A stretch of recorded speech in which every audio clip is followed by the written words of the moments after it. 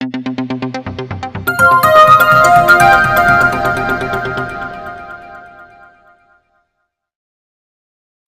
दोस्तों, जय महाराष्ट्र। जागो इंडिया जागो में आपका फिर से एक बार हार्दिक स्वागत है। तो दोस्तों, आज हम और कुछ लोगों के कमेंट्स हमारे दर्शकों के हैं, उस कमेंट्स के विषय में बात करेंगे। शायद हो सकता है इस तरह का मैटर आपके लोगों का भी हो, तो वो चीज़ की भी जानकारी लेना ज़रूरी है। तो हम एक एक दो लोगों का कमेंट लेंगे, क्योंकि जब वीडियोस लंबी हो जाती तो आप लोग ही कंप्लेंट करते हैं कि सर वीडियो लंबी हो रही है, वीडियो लंबी हो रही है। तो मैंने भी वही सोचा कि भाई एक एक दो कंप्लेंट करें, छोटी वीडियोस बनेगी ताकि आप लोगों को देखने में भी अच्छी होगी, समझने में भी अच्छी होगी। तो वीडियो पूरा दिखिएगा। वीडियो के अंत में जो भी क्वेश्चन पूछूंगा उसका जब कमेंट में आपको जवाब देना है, उस क्वेश्चन का आंसर्स क्या है ये पहले आप ध्यान रखिए। अगर आप पूरी वीडियो नहीं देखेंगे तो आपको क्वेश्चन समझ में नहीं आएगा। तो वहाँ पे आपको समझना है कि क्या ये क्वेश्चंस का आंसर आपको पता है या नहीं है। अगर नहीं पता है तो भी कमेंट्स करिए, और पता है तो भी कमेंट्स करिए। मालूम तो पड़े कि आपका उत्तर मुझे कुछ ज्ञान दे या रहा है या नहीं। तो आइए दोस्तों, शुरुआत करते हैं वीडियो की। आज हमारे एक दर्शक हैं जो खुद सोसाइटी के चेयरमैन हैं। अब उन्होंने लिखा है चेयरमैन, अब वो चीफ प्रमोटर है या चेयरमैन, वो बातें अलग हैं। कि उन्होंने खुद ये किया, लेकिन उन्होंने बहुत अच्छी चीज़ की है। लेकिन प्रॉब्लम ये है कि उनकी कमेंट्स जो है वो थोड़ी सी निराली है, थोड़ी सी निराली है, लोगों के हित में है। लेकिन अभी इस चीज़ को वो सबसे ज़्यादा समझ सकते हैं। लेकिन फिर भी मैं बताऊंगा कि क्या चीज़ हो सकती, कैसे हो सकती है। वो हमारे जो दर्शक है उन्होंने लिखा है कि मैं सोसाइटी का अध्यक्ष हूँ। हमारी सोसाइटी 194 लोगों की है, सभासद है। लेकिन हमारे यहाँ बिल्डर ने इलीगल तरीके से 10 लोगों का सर्वे और बायोमेट्रिक करवाया है, जिसका उन्होंने कंप्लेंट किया है। और उसके अंदर माड़ा में हेयरिंग भी हो गई है और सभी सभासद का विरोध है। उन्होंने उसके ऊपर कंप्लेंट भी फाइल किया है। उसके आगे उन्होंने कुछ लिखा नहीं है, लेकिन हो सकता है कि वो इस विषय में राय चाहते हैं कि हम क्या करें। तो दोस्तों, पहली बात तो ये उन्होंने नहीं बताया कि वो 10 लोग कौन हैं, जो वहाँ रहते थे या नहीं रहते। मतलब बायोमेट्रिक सर्वे करवाया तो किसका करवाया, घर का करवाया तो घर कौन सा था, घर उन्हीं का था या किसी और का था। इस चीज़ का भी थोड़ा सा खुलासा कर देते तो थोड़ा सा और डिटेल में हम बात कर सकते थे। लेकिन चलिए कोई बात नहीं, बात है सल्यूशन की, तो सल्यूशन की बातें करते हैं। लेकिन अगर वो लोग वहीं के निवासी हैं तो सर मैं आपसे रिक्वेस्ट करूंगा कि उनका भी अधिकार है, मत कीजिए। अगर वो बाहरी है, बिल्डर बाहर से लेके आ रहे हैं, तो उन्हें आप अंदर पात्रता होने भी मत दीजिए। ये भी मैं आपसे रिक्वेस्ट करूंगा कि उनको अंदर आने मत दीजिए, कि वो अगर आप आ गए तो आपकी स्कीम को नर्क बना देंगे। ये क्या पॉलिसी है ये मैं समझ रहा हूँ, लेकिन आप नहीं समझ पा रहे हैं। तो चलिए आपको हम बताते पॉलिसी क्या बिल्डर की। भाई आपकी सोसाइटी है 194 लोगों की। मुश्किल से आपकी सोसाइटी बनेगी तो 9 से 10, 9 से 11 या 9 लोगों की कमेटी बनेगी, बराबर है। बिल्डर चाहता है इन लोगों की पात्रता कराने के बाद 1 साल के बाद इलेक्शन लगवा के आप इनकी पूरी कमेटी को इनके 10 लोगों के पर हैंडओवर दे दें। अब आप लोगों का हो जाएगा अस्तित्व खत्म। ये 10 लोग पूरी सोसाइटी संभालेंगे, बिल्डर के लिए काम करेंगे, और आपका जीवन, आपका प्रोजेक्ट हो जाएगा नर्क। ये मैं आज ही बता रहा हूँ। अगर ये बाहरी बोगस लोग हैं तो ठीक है, इनका उद्देश्य मात्र इतना है, आपकी यूनिटी को तोड़ना। क्योंकि आप अगर संगठित है, इसीलिए बिल्डर ये काम कर रहा है। लेकिन आप लोग जो काम कर रहे हो वो सही है, लेकिन कानून के तरीके से नहीं है, कानूनी तरीके से नहीं है। उसे कानूनी रूप दे दीजिए ना सर। देखिए मजा है, कौन अधिकारी पात्र करता है? सीईओ एसआरए भी पात्र नहीं कर सकते, यहाँ के सीएम भी पात्र नहीं कर सकते, कोर्ट भी बोलेगा भैया नहीं, कैंसिल कर। तो सर कानूनी रूप दीजिए ना। आप बोलते मैं अध्यक्ष हूँ, सर आप अध्यक्ष हैं, मतलब आपको अध्यक्ष वहाँ पे रखा गया किस लिए? केयर टेकर की देख रेख करने के लिए। आप अभी भी अकेले हैं यार, ध्यान रखिए। आप किसी अथॉरिटी की बात बैठेंगे in behalf of the society that you are the chairman, बराबर है। लेकिन आप जब चेयर में बैठेंगे और लोगों की बातें करेंगे तो लोगों का समर्थन आपके साथ है या नहीं, ये पहले देखा जाएगा सर। सोसाइटी है, कानूनी रूप से चलती है। अगर आपकी सोसाइटी रजिस्टर्ड है तो एज वेल एज गुड, नहीं भी रजिस्टर्ड है तो भी आप वो काम करें जो मैं बता रहा हूँ, उस चीज़ को करिए। क्योंकि दोस्तों मैं एक छोटा सा इसके अंदर बताना चाहूँगा, ठीक है। हमारे प्रोजेक्ट में भी सेम हुआ था। हमारी जब 77 की हियरिंग चली थी, उसमें हमारे चेयरमैन और सेक्रेटरी ने एक बिल्डर के एडवोकेट को लाके बिठा दिया। उन्होंने एक लेटर हेड पे लिख के दिया, हमने इनको अपॉइंट किया।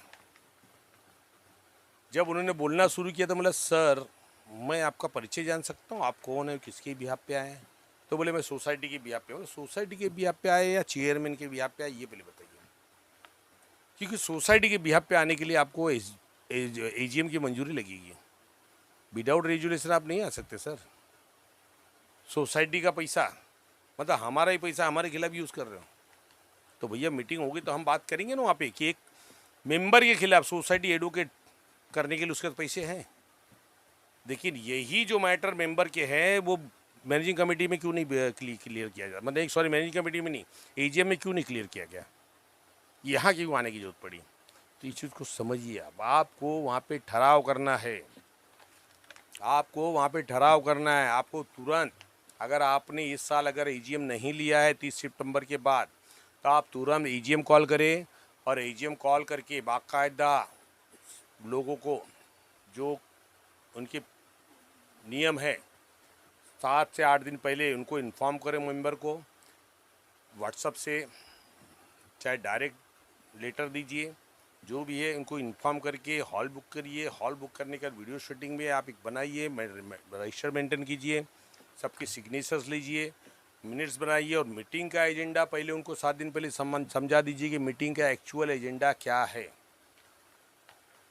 तब वहाँ पे आप लोग मीटिंग पे रखिए कि भैया ये 10 बाहरी लोग हैं, इनको बिल्डर जानबूझ के लेके आए, बिल्डर हमारी सुन नहीं रहा, हम क्या करें, आप लोगों की क्या राय है इसके बारे में। तब वहाँ से आपके लोग कहेंगे कि भैया इसके ऊपर एक्शन लिया जाए। तो बोले ठीक है, चलिए ये तो प्रस्ताव पास कर लेते हैं कि भैया चलो इनके खिलाफ एक्शन लेते हैं, ये 10 लोगों की पात्रता न हो इसके लिए कंप्लेंट फाइल किया जाए, कानूनी कार्रवाई किया जाए। लेकिन बिल्डर भी हमारे खिलाफ जा रहा है सोसाइटी की, तो उसके खिलाफ क्या 13(2) में कार्रवाई किया जाए? तो वो भी आप ले लीजिए प्रस्ताव, वो भी पास करवा लीजिए। क्योंकि बिल्डर को जब तकलीफ ये होगी कि भैया आपने 13(2) का प्रस्ताव पास कर लिया, तब उसके लिए तकलीफ हो जाएगी। क्योंकि दोस्तों कान ऐसा पकड़ना जरूरी नहीं है, कान ऐसा ही पकड़ा जाता है, ध्यान रखिए। तो कान इस तरफ से आपको नहीं पहुंच रहा है ना, तो ऐसे पहुंचाइए ना। कान ही पकड़ने से मतलब ये कान पकड़ी चाहिए, ये कान पकड़िए।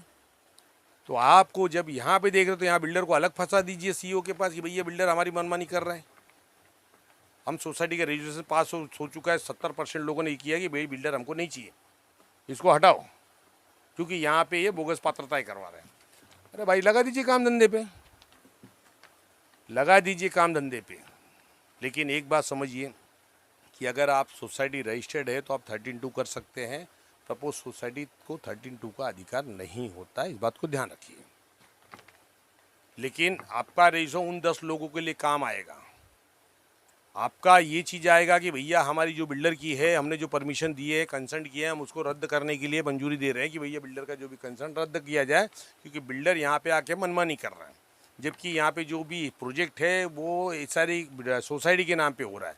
बिल्डर को अपॉइंट किया गया, लेकिन बिल्डर यहाँ मनमानी करके अपने बाहरी लोगों की पात्रता करवा रहा है बोगस डॉक्यूमेंट पे। आप एक रेजोल्यूशन बनाइए ना सर, रेजोल्यूशन बना के एआर डिपार्टमेंट को दीजिए, सीईओ सारे कंप्लेंट बना के दीजिए, डेवलपर के साथ भेजिए, भैया ये रेजोल्यूशन बनाया गया है, अभी भी आप नहीं माने तो आपके खिलाफ कार्रवाई करेंगे। देखिए कौन सा अधिकारी आपके खिलाफ जाता है बताइए। कारण क्या है मालूम है? जब आप रेजोल्यूशन बनाएंगे तब अनेक हो जाएंगे, और जब आप इस समय आप लड़ रहे आप एक हो, तो आप एक मत बनिए, आप अनेक बनिए सर। पहले प्रस्ताव कानून है आपके पास, इंप्लीमेंट कीजिए ना, आप इंप्लीमेंट कीजिए। आखिर कानून किसके लिए बनाया? आपके लिए बनाया ना, बताइए, इंप्लीमेंट कीजिए उसको। ले लीजिए। अगर एजीएम ले चुके तो एजीएम कॉल कीजिए, तुरंत डिपार्टमेंट को डालिए, भैया इसी से परेशानी है, हमको एजीएम लेना है, तो 15 दिन में हम ये तारीख को एजीएम ले रहे हैं, डाल दीजिए उनको इंटीमेशन लेटर, ले लीजिए। अधिकार है आपके पास, पूर्ण अधिकार, पूर्ण अधिकार का उपयोग तो कीजिए। देखिए आप खुद मेरे चैनल पे डालेंगे कि सर हमने रजिस्ट्रेशन बनाया, बिल्डर खुद ही पीछे हट गया। समझ रहे हैं आप भाई, काम करना है तो कानून को अपनाइए, कानून से बड़ा कोई नहीं, कानून से बड़ा कोई नहीं होता है। तो इस चीज़ को समझिए और तुरंत से तुरंत मैं जो बता रहा हूँ वो अगर आपको नहीं अच्छा लग रहा है तो कोई बात नहीं, किसी और से सलाह लीजिए, लेकिन मैं आपको एक सादा सिंपल और सरल शब्दों में समझा रहा हूँ आपको करना क्या है, बाकी आपकी मर्जी। उससे दूसरे हमारे हैं, उन्होंने कहा कि भैया हमारा लोकेशन बहुत अच्छी जगह पे है, लेकिन हमें डर है कि बिल्डर कहीं हमें अगले दूसरे लोकेशन पे दूसरी जगह शिफ्ट ना कर दें, तो इसका पता कैसे करें, प्लीज़ बताएं। तो सर सबसे पहली बात तो SRA में जो DCR रूल 3310 है, 3310 खुद कहता है कि भैया आप जहाँ पे हो उसी सराउंडिंग एरिया में आपको बसाया जाएगा। कौन कह रहा है? विकास नियंत्रण नियमावली 2034, उसमें खुद लिखा है कि भैया आपको उसी सराउंडिंग एरिया में बैठाया जाएगा, और उसके अंदर आपका एरिया प्राइम लोकेशन है, पीछे एरिया अलग है, तो आप सोसाइटी से बात करें, सोसाइटी के लोगों को समझाए, वहाँ पे ठहराव करवाए कि भैया 50% एरिया में आप सेल कीजिए, 50% प्राइम लोकेशन में ये सारी बिल्डिंग बनेगी, ताकि हमारे यहाँ जो दुकानदार है वो भी प्राइम लोकेशन पे आ सके, उनका अधिकार है वो। तो ये जब काम आप करवाएंगे तो होगा, लेकिन उस जगह पे देना ये गवर्नमेंट का रूल है, वो आपको कहीं दूसरी जगह नहीं फेंक सकता। अगर वो क्लबिंग भी करता है तो क्लबिंग में भी डेवलपर आपको वहाँ पे एफिडेविट देना पड़ेगा कि भाई मैं यहाँ से वहाँ शिफ्ट होने के तैयार हूँ, मुझे कोई शिकायत नहीं है, तब जाके कर सकते हैं, अदरवाइज नहीं कर सकते। इंडिविजुअल वहाँ पे एफिडेविट फाइल करना पड़ेगा सबका। तो ये आप समझिए। अब तीसरे हैं हमारे, उन्होंने कहा है कि सर बिल्डर जो मटेरियल यूज़ कर रहा है उसमें कौन सा ध्यान रखना जाए, फिर अपनों जैसा टाइल्स, फ्लोरिंग और एलिमेंट इक्विपमेंट चाहिए, उसे कैसा एग्री कराया जाए, या फिर कोई भी डॉक्यूमेंट बना लेना चाहिए, प्लीज़ गाइड। तो दोस्तों अभी ये जो चीज़ आई, ये चीज़ अभी कल की वीडियो मैंने बताया था, इसका सबसे बड़ा हथियार है आपका कंसेंट। कंसेंट ध्यान से पढ़िए, कंसेंट में क्या लिखा हुआ है, क्या एमिनिटीज़ आपको दे रहे हैं, क्या एमिनिटीज़ और एक्स्ट्रा आपको चाहिए, उस चीज़ के विषय में लिखिए, लोगों की मंजूरी लीजिए। लोग अगर उसमें मेजोरिटी में आ जाते हैं तो वो चीज़ लागू करनी पड़ेगी। मैं तो कहता हूँ कि भैया हर झोपड़पट्टी वाले बिल्डर को सब कंसर्न में डिमांड करे सोलर पैनल लगवाए। सोलर पैनल लगवाने से आपको प्रॉब्लम फ़ायदा क्या होगा कि आपकी जो मेंटेनेंस, लाइट बिल, लिफ्ट वगैरह की जो है, बिल्डिंग की जो बाहरी लाइट वगैरह जो है, पैसेज वगैरह की, उसमें आपको फ्री जीरो बिल आ जाएंगे। तो आप हो सके तो वो करवा के लीजिए ताकि मेंटेनेंस में आपको आसानी हो। और रहेगी दूसरी बात कंस्ट्रक्शन की, तो दोस्तों अभी मैं नहीं देखता हूँ किसी साइड पे कोई मटेरियल बनता है। अभी आजकल RMC का रेडी मिक्स कंक्रीट आता है, उसी में बनाया जाता है। और SRA का रूल भी आ गया है, जो अपनी आधुनिकीकरण के दौरान इन्होंने सीवर वाल कंस्ट्रक्शन करने के लिए बात किया। सीवर वाल का मतलब होता है कि पूरा RCC फ्रेम, जैसे आपने लिफ्ट देखा होगा, लिफ्ट में दरवाजे को छोड़ के बाकी टोटल RCC होता है, उसी तरह घरों का भी अब खाली दरवाजे और खिड़कियों को छोड़ के बाकी टोटल RCC रहेगा, उसमें कोई बांधकाम नहीं रहेगा। ये SRA का नियम है। और अगर बिल्डर उसमें नहीं करता है तो बिल्डर को अगर जितना कंस्ट्रक्शन वो बीच का जो दीवार है वो पार्टीशन मारता है ईंट से वगैरह से, तो बिल्डर को जितने पैसे मेंटेनेंस चार्ज भरे हैं वो टोटल जितना है उसका 20% एक्स्ट्रा एडिशनल आपको उनको देना पड़ेगा मेंटेनेंस चार्ज, ताकि कल भविष्य में तकलीफ ना हो प्लास्टरिंग वगैरह के लिए। तो ये चीज़ आप समझिए। और रह गई बात ये जो कंसेंट की, तो कंसेंट में आप देखिए, आपकी सोसाइटी नहीं मानती तो आप लोगों को समझाइए, लोग नहीं मानते तो भाई कुछ नहीं कर सकता हूँ, क्योंकि भाई ये लड़ाई लोगों की है, लोगों की लड़ाई है। क्योंकि भाई लोगों के मंजूरी के बगैर बहुत कुछ हो जाता है। ये सारे डिपार्टमेंट, ये अधिकारी, ये सब आपका अधिकार मारने के लिए बैठे हैं। ये आपके लिए नहीं, ये सिर्फ गांधी जी की पुजारी है। बिल्डर नहीं, इनको गांधी जी दिखते हैं। बिल्डर जहाँ पहुँच जाता है वहाँ फटाफट काम होता है। हम अगर कंप्लेंट करते हैं तो देखिए 2-2 साल कंप्लेंट पे कार्रवाई नहीं होती। बिल्डर ने जहाँ एक लेटर डाला, एक हफ्ते में क्या, एक दिन में कार्रवाई चालू हो जाती है। तो इस चीज़ पे आप ध्यान दीजिए दोस्तों। और आज मेरी हियरिंग थी संध्या बावन को लेके यहाँ पे। उनको आईटीआई का तो ज्ञान है ही नहीं। मैं तो कहता हूँ उनको अपील अथॉरिटी बना, उनको तो पीआईओ को लायक भी उनको वैल्यू नहीं है, पब्लिक इन्फॉर्मेशन ऑफिस बनने लायक भी नहीं है, उनको ज़रा भी ज्ञान नहीं है। उनको आज मैंने बोला, मैडम आप बोलते हो पेपर अवेलेबल नहीं है, तो सेक्शन 700 पढ़िए ना आप। सेक्शन 700 में क्या लिखा है? सेक्शन 700 में लिखा है ना कि आप रीजन दो ना, तो दीजिए ना मुझे रीजन, बोलिए इनको ऑर्डर रीजन देने के लिए। नहीं नहीं नहीं, मतलब ठीक है आप कोई ऑर्डर दो, मुझे कोई फर्क नहीं पड़ता है, मेरा रेमेडी ओपन है, मैं चलूँगा सेकेंड अपील। मुझे खाली रिक्वेस्ट यही है कि एक हफ्ते मुझे दे दीजिए, बहुत डिले हो चुका अपील का, मुझे और अथॉरिटी है तो सब अथॉरिटी को एक साथ मुझे ले जाना है, अब वहाँ ला के डिसाइड करेंगे। तो दोस्तों इसी विषय में क्वेश्चन है मेरे, इसी विषय मेरे क्वेश्चन है। वहाँ पे ये हुआ कि डॉक्यूमेंट्स नहीं है, कुछ भी सोसाइटी के कोई डॉक्यूमेंट्स नहीं है, ना मंजूरी है ना कुछ है, ना बिल्डिंग चेंज करने की मंजूरी है, ना डेवलप करने की मंजूरी है, सोसाइटी की एजीएम या एजीएम रिपोर्ट कुछ भी नहीं है। और वहाँ बिल्डिंग खड़ी हो गई है, बिल्डिंग खड़ी हो गई है। इंजीनियरिंग डिपार्टमेंट बोलता है मेरे पेपर नहीं है, और ये संध्या बावन को लिए बोलती है हमारे डिपार्टमेंट में पेपर नहीं है। अब आपके सामने यही ये क्वेश्चन है कि क्या सोसाइटी की मंजूरी के बगैर कोई बिल्डिंग बन सकती है? क्या सोसाइटी के एसजीएम या एजीएम के मंजूरी के बगैर क्या डेवलपमेंट में कोई चेंजेस हो सकते हैं क्या? हाँ या ना?